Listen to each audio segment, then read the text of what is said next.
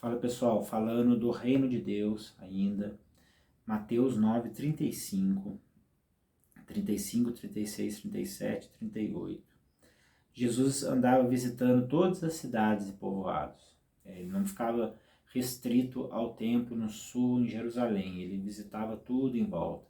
Todas as cidades que eram discriminadas, que eram desprezadas pelos religiosos, ele visitava todas elas, habitava nelas e fazia morada nelas e gastava tempo nessas cidades e povoados.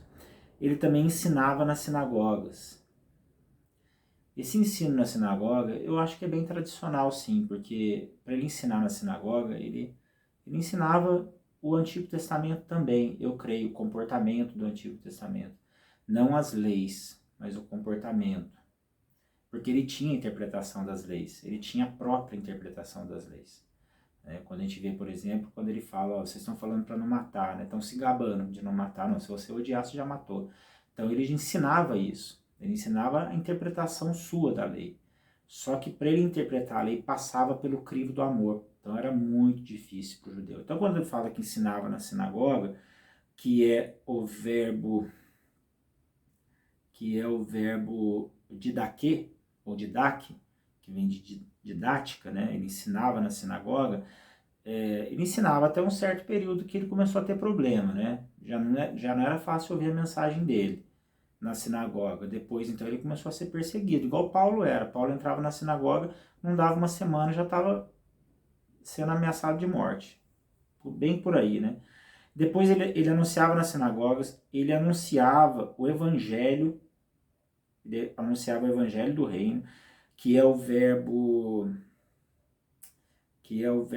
querigma, né? Você anunciar o evangelho, você trazer o evangelho do reino. Querigma, aí já não é ensino em sinagoga.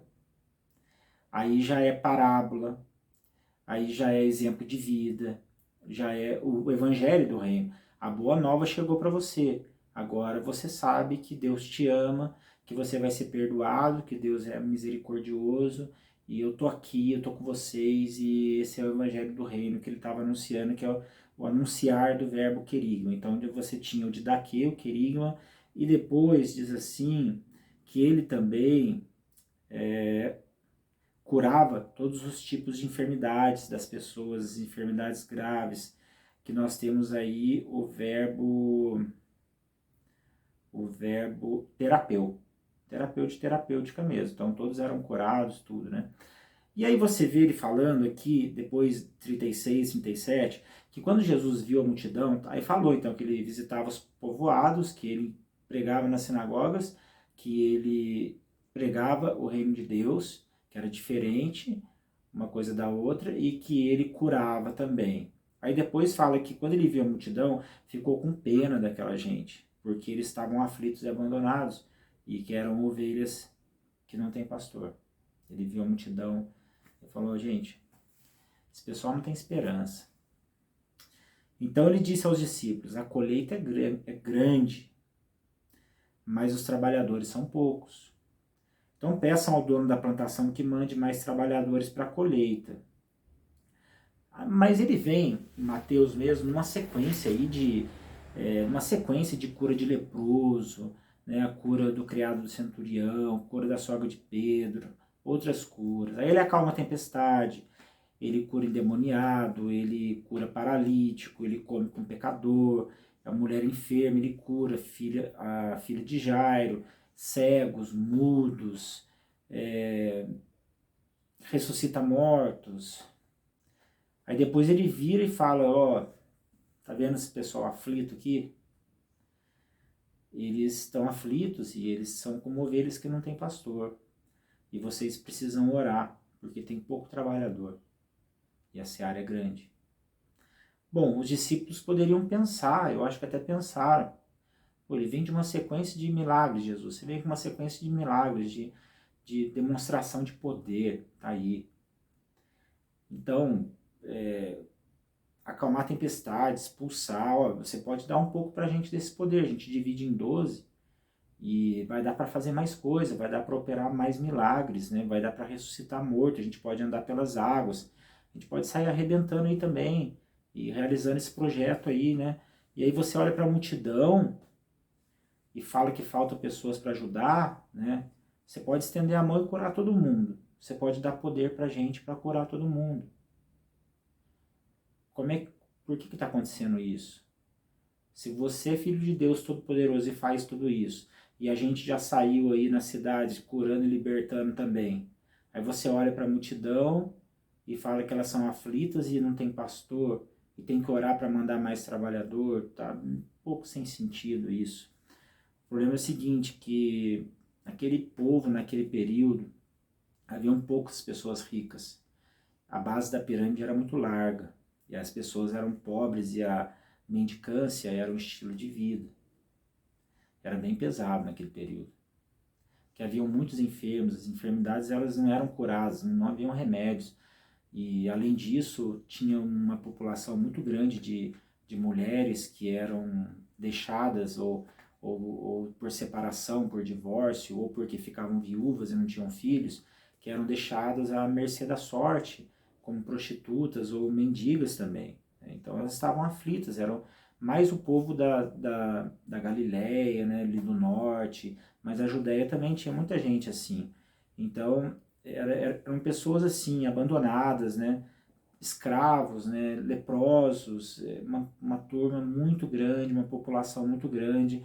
Como a gente disse, a base da pirâmide era bem larga, bem larga. Aí você tem vários problemas ainda que prejudicava mais ainda esse pessoal, que é o pessoal mais prejudicado mesmo, o pessoal injustiçado, né? Você tem, por exemplo, as pessoas iam procurar religião. Aí Jesus até critica os fariseus, né? Os 7 ais, né, que nós temos, porque eles exploravam as viúvas e eles impunham fardos pesados. Você ia procurar o templo, você tinha que ter dinheiro para comprar um sacrifício. Você ia procurar os escribas, os fariseus, eles te davam uma cartilha de 600 interpretações da lei que você tinha que cumprir. Então pensa bem numa aflição, naquele estado pessoal, e não procurar essa turma, né? Aí você tem o templo tirando dinheiro do povo, você tem o império romano com seus impostos que você tem que pagar.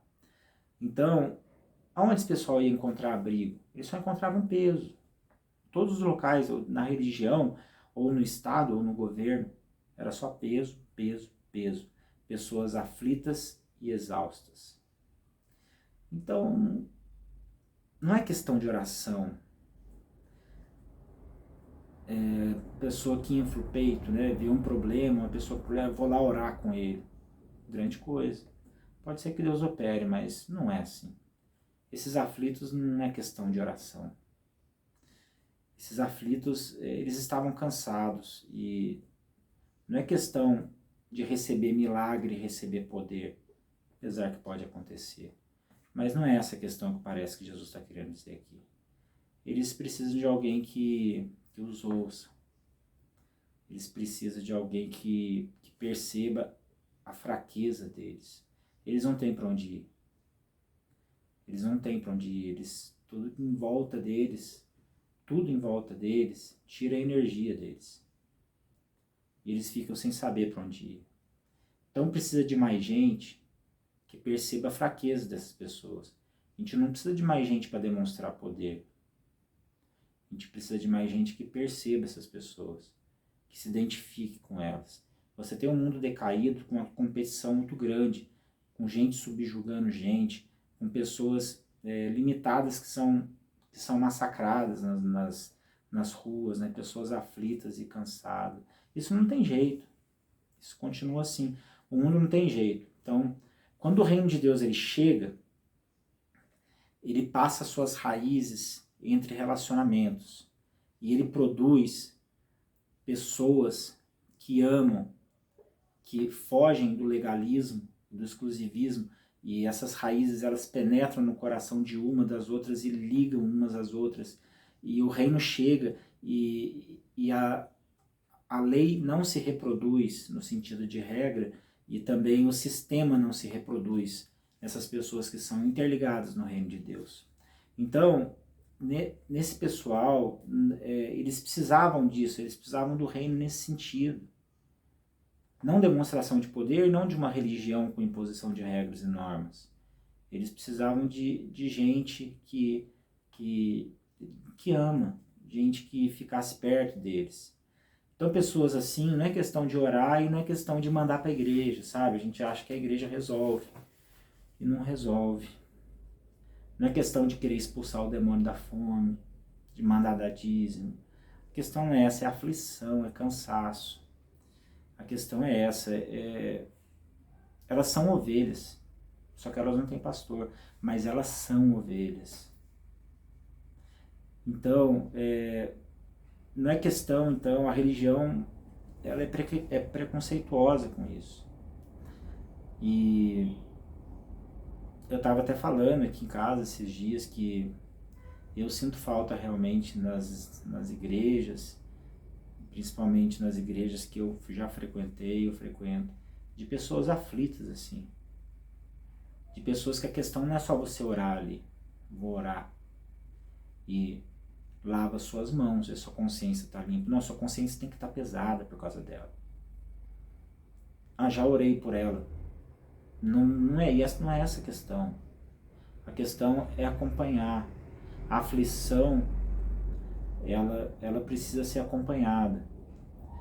Quando o povo e aquela pessoa não tem um pastor, não tem uma direção, você precisa se colocar na posição para ser o pastor dela e para dar direção para ela. E isso envolve tempo, isso envolve processo. Não é questão de demonstração de poder. A questão não é demonstração de poder. A questão não é levar para a igreja.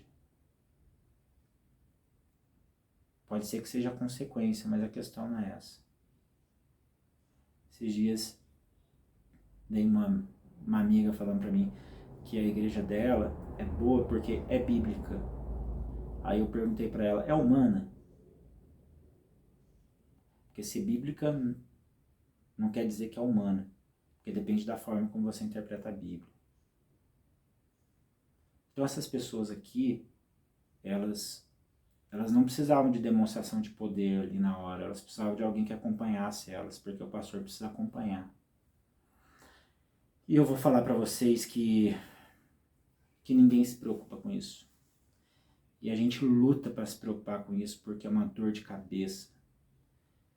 E é difícil e você tem que se anular, você tem que deixar de ser egoísta, mas é onde o reino de Deus se manifesta, onde as relações elas se cruzam, onde as necessidades elas se completam, é entre eles que existe perdão, é entre eles que existe acolhimento, é entre eles que não existe julgamento, no reino que as pessoas se preocupam com a dor do outro. A hora que as pessoas olham para aquela pessoa aflita, sem pastor, elas não pensam assim, o pecado dele é esse. Não, elas pensam assim, de que forma que eu posso ajudá-lo? Tá vendo? A mente pensa diferente. Esse aí não vai servir muito bem porque ele tá nessa vida, assim, assim, assim. Aí a pessoa do reino, ela pensa assim, puxa, eu vou acompanhar esse cara. Eu vou acompanhar.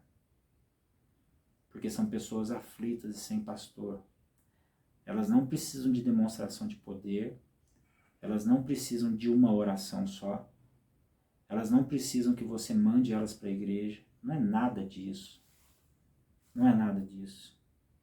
O reino entrou em um grupo de pessoas que amam as outras. É por causa disso que a gente se sente mais igreja com determinadas pessoas, não necessariamente dentro da igreja. Porque nós fazemos parte de um reino onde nós percebemos aflitos e cansados. E a manifestação de poder pode ser uma consequência, mas o que nós queremos é que essas pessoas elas tenham uma direção e que a aflição delas seja curada com o tempo nesse laço de amor que é o reino de Deus que está dentro de nós. Amém?